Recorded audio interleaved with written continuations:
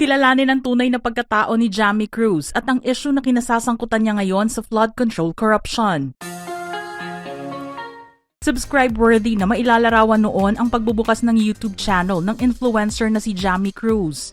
Laman kasi ng mga videos niya ay puro mukbang o di kaya ay mga pagkain na sinusubukan niya at binibigyan ng rating. Depende sa klase ng pagkakagusto niya rito. Marami ang natutuwa sa kanya noon na manood sa mga videos niya. Dahil kahit on the heavy side o plus size ang pangangatawan niya, makikita naman ang pagiging confident niya rito. Kaya naman isa siya sa mga tinitingala ng mga katulad niya na madalas na mabully. At dahil nagkaroon ng vlogger na walang takot na ipakita kung sino talaga siya at nakakapagbigay din ng inspirasyon, marami ang sumubaybay sa kanyang mga uploads. Iyon nga lang hindi na katulad noon ang sitwasyon ngayon ni Jamie.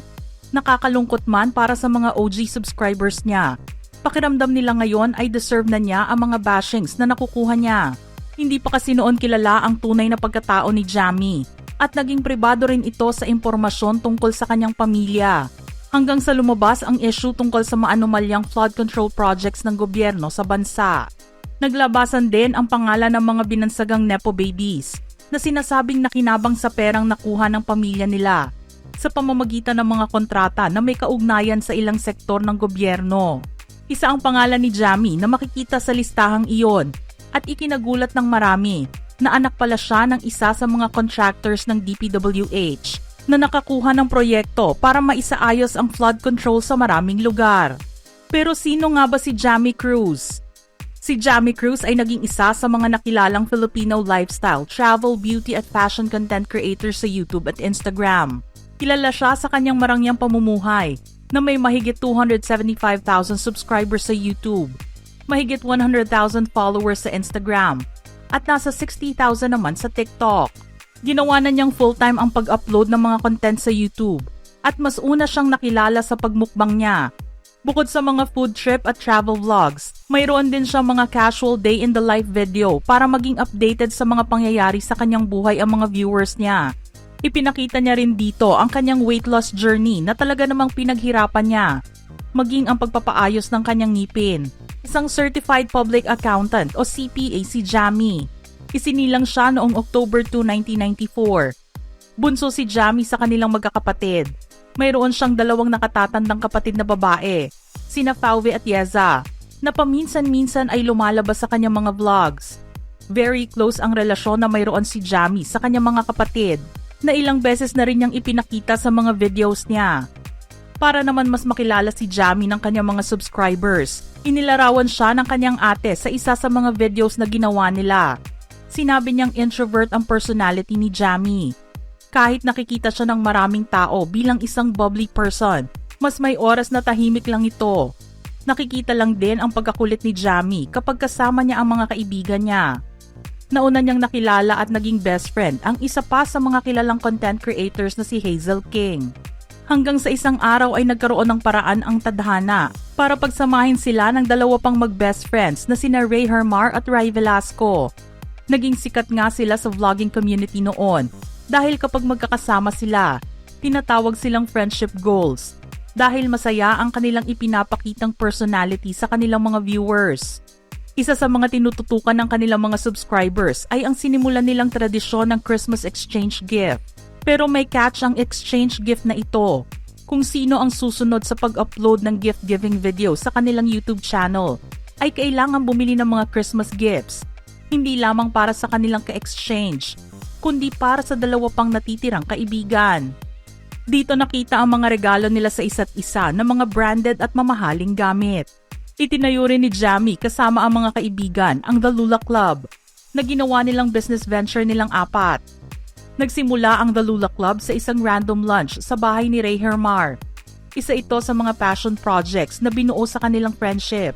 Ang goal nila para rito, a community that encourages memory keeping.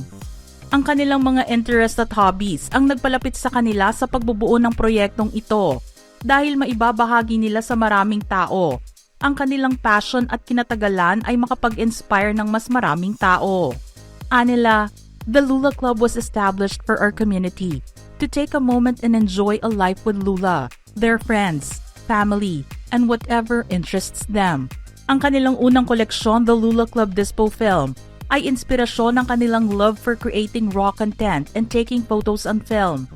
At para mas palawakin pa ang pag-memory keep ng mga tao, inilunsad nila ang kanilang pangalawang koleksyon, The Lula Club Notebook, na gawa mula sa dekalidad na vegan leather with 90 GSM paper. Tumagal din ng humigit kumulang 6 na buwan ang magkakaibigan para tapusin ang kanilang brand logo, bumuo ng product pipeline, source suppliers, at lumipat sa kanilang sariling opisina. Sa kabila ng mga pagsubok at pagkakaantala, nailunsad ang The Lula Club noong April 25, 2021. Subalit nakakalungkot naman para sa mga OG viewers nilang apat dahil hindi na mabubuo ang The Lula Girls. Kasalukuyan na kasing nasa ibang bansa si Hazel King para tuparin ang matagal na nitong pangarap na tumira at magkaroon ng sarili niyang buhay sa isa sa mga favorite countries niya, ang South Korea. Isang chismis din ang pinag-usapan noon ng mga netizens, lalo na ng mga tutok sa kanilang mga contents. Napapansin ng mga ito na tila mayroong misunderstanding sa kanilang magkakaibigan.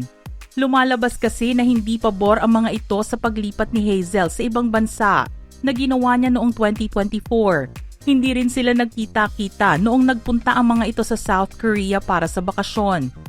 Friendship over na nga ba para sa Lula Girls? Walang nakakaalam sa ngayon. Ang ama naman ni Jamie na si Noel J. Cruz ay isa sa mga sangkot ngayon sa issue ng maanumalyang flood control project sa bansa.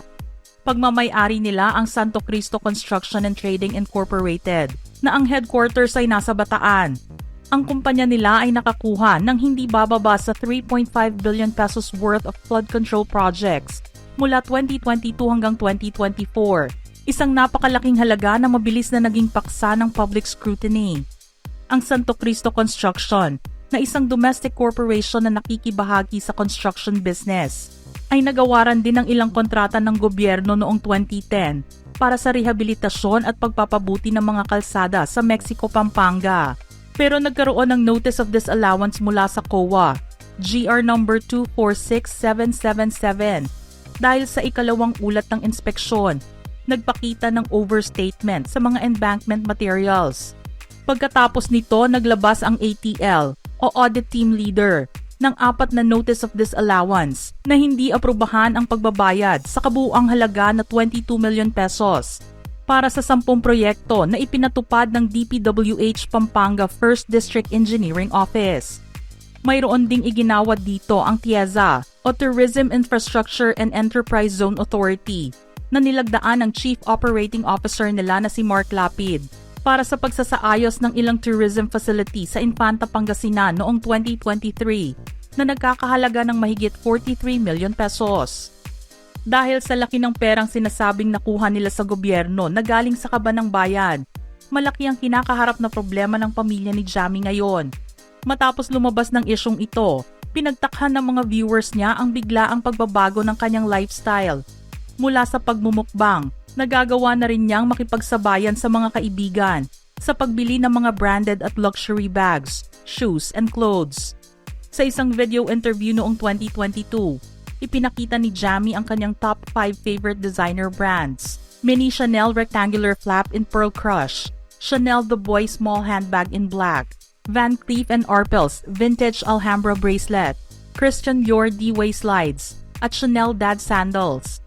Nabigyan din siya ng kanyang ama ng bagong BMW car, ang kauna-unahang sasakyang minamaneho ni Jamie. Sa ngayon nga ay deleted na ang kanyang YouTube channel, naka-private na rin ang kanyang IG account at wala na rin ang TikTok niya. Samantala nagbigay naman ng kanilang opinyon at saloobin ang mga kaibigan ni Jamie na sina Ray Hermar at Ray Velasco sa issue na pinag-uusapan ng bayan. Ayon sa post ni Ray, "I can't talk things about I don't have knowledge of.